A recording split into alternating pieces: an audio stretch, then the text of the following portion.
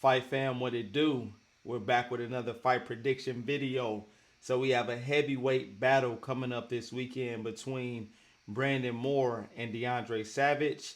This is on Salida Promotions, and this fight is happening in Detroit, Michigan.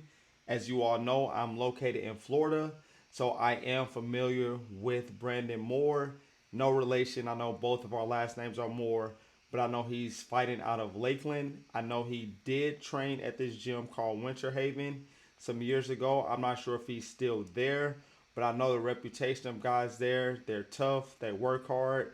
Now, again, I don't know him personally, so I don't know anything about his work ethic or anything, but I know he's a very talented heavyweight fighter. He did take a loss to Richard Torres, but Richard Torres is one of those up and coming heavyweight guys who could be making some noise in that division here very soon. So we're going to look at the fight. We're going to look at each fighter's stats. We're going to compare the fighters, and then we're going to break this fight down, and we're going to see where we are placing our money for this particular fight. All right, so first up, Brandon Moore. He is 18-1, fighting out of Lakeland, Florida, 31 years old, 249 pounds, 6 feet 6 inches. DeAndre Savage is 7-0. He's fighting out of Las Vegas, Nevada, but I think he's originally from Flint, Michigan. He's 34 years old, so he's up there in age. His latest weight is 289 pounds. His height is 6 feet 3 inches.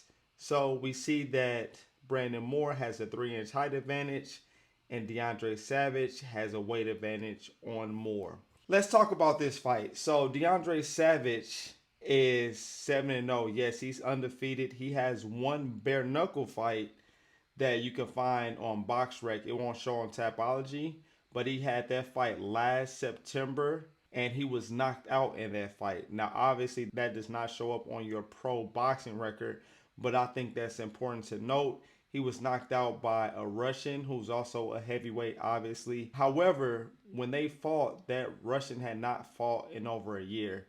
He had been out of the ring since like July of 2023, and his record currently is 19-2. So I like to look at all of the fights that these guys have to know kind of what they've done inside the boxing ring and if they've been fighting on team combat or even bare knuckle in this case. Now, if you go to DeAndre Savage's BoxRec, he's been fighting in Colombia and Mexico most of his career. Now, when boxers do that, they're typically trying to build their record. They're fighting guys that are local. These are easy fights, guaranteed wins, trying to build up your record so that one day you can get a bigger fight. And that is what we have occurring here with him getting the Brandon Moore fight. So this is a huge step up fight. And yes, he probably got it because he's 7-0. His record looks good, and people aren't really going to look into who his opposition was. They just want to see that O on his record. And outside of that bare knuckle fight, he has only fought one guy that had a winning record at the time when they fought. A guy was 2-0, and now he is 2-3. So he's not fighting tough competition at all. He's getting guaranteed wins. So not only is he fighting in Colombia and Mexico primarily, but he's also fighting guys that have a losing record.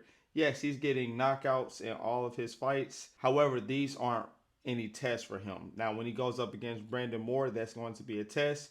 Brandon Moore is a guy who many people were high on until he lost to Richard Torres Jr.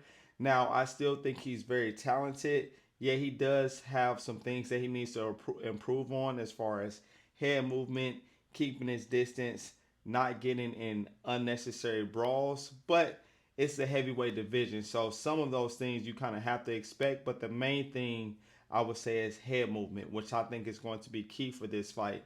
Now, when you watch DeAndre Savage, yes, he's big, but he's slow. He's extremely slow.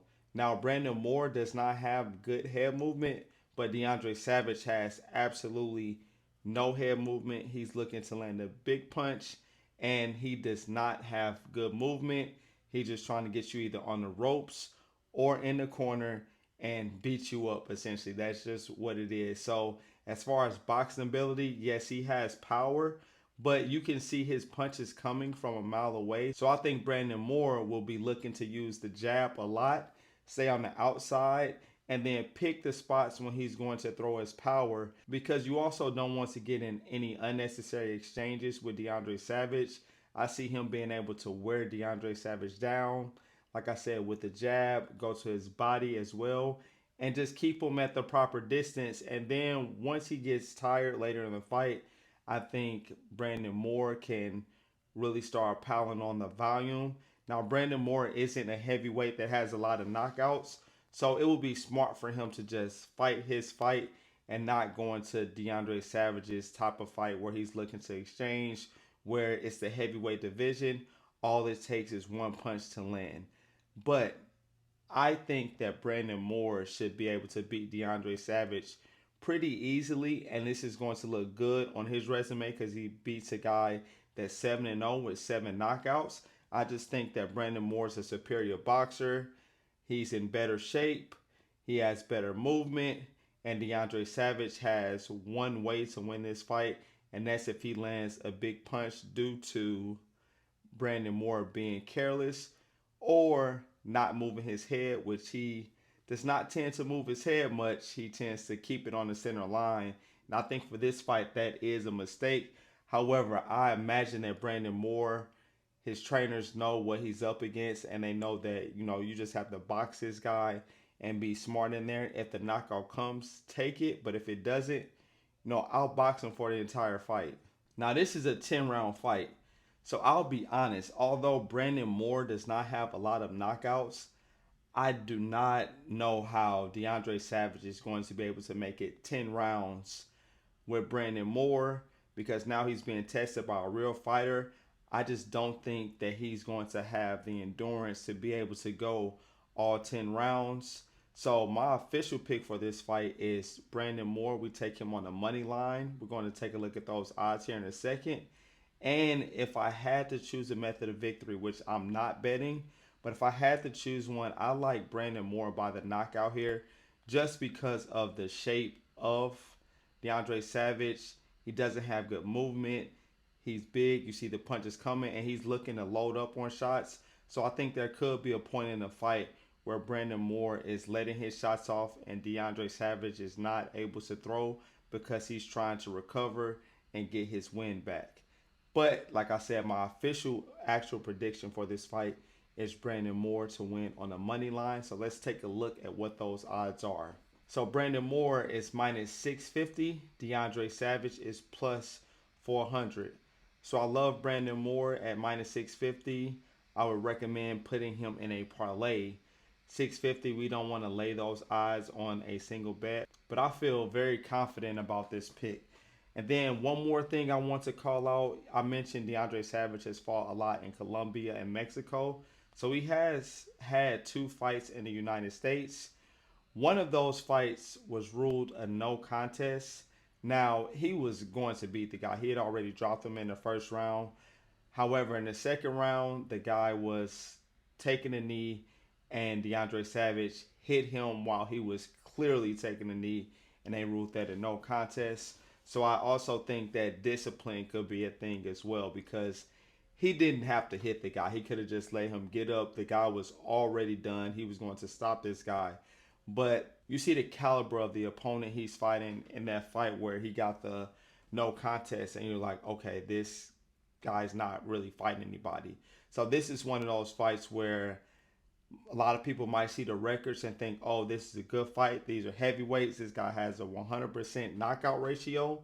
Now, I'm not trying to downplay DeAndre Savage's skill set. I'm just calling it what it is, that they've been just building his record, padding his record, and he's fighting guys that aren't so good, guys that they know he's going to beat. So there's a reason why on his resume, everyone he has fought has a losing record except for one opponent who currently has a losing record now. All right, so let me know your thoughts on this fight down below in the comment section. Don't forget to join the membership of the channel where we talk about upcoming fights, where we're placing our bets, and it also helps the channel to grow. It helps me to reinvest back into the channel. So look forward to hearing you all's comments about this fight. We got Brandon Moore on the money line. I'll be sharing a parlay that I'll be putting in this week as well for you all. Feel free to tell or feel free to go against me, but I do appreciate dialogue on this video so I can know what everyone else is seeing to make sure that my eyes are not deceiving me.